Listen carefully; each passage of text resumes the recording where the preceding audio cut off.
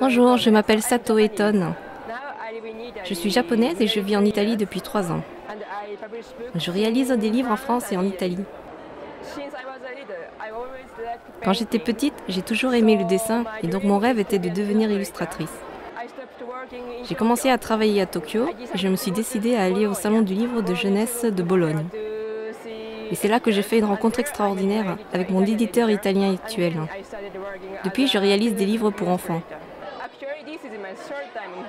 C'est la 3e fois que je viens en France. La première fois, c'était il y a 10 ans. J'étais restée que 3 jours. Je trouvais que Paris était très beau. Je suis retournée l'année dernière et cette année. C'est la première fois que je rencontre les enfants français. Ils ne sont pas aussi timides que les enfants japonais. Ils sont comme les enfants italiens, actifs, joyeux. Ils sont vraiment gentils. Ils sont différents. Les enfants japonais sont beaucoup plus timides et silencieux. Le voyage de Pipo raconte l'histoire d'une grenouille solitaire qui n'a pas de famille ni d'amis. Il a tout perdu, il ne sait plus rêver.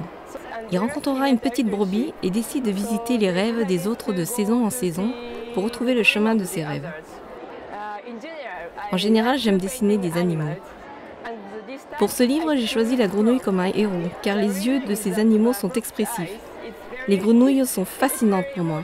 C'est un choix émotionnel. Pour réaliser un livre, j'utilise mon histoire personnelle pour inventer le récit de mes amis, ma famille. Pour les dessins, je mets la couleur de fond, du bleu ou sépia par exemple. Puis j'ajoute peu à peu les détails. Je peins avec de l'acrylique, mais dans certains pays, on appelle ça aussi de la gouache. Parfois, je tombe sur des gens qui pensent que je dessine en infographie. Mais non, je fais tout de manière traditionnelle. Ce n'est pas très compliqué.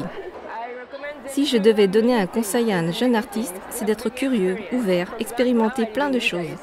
Par exemple, je suis japonaise et je suis allée jusqu'en Italie pour découvrir des choses différentes du Japon.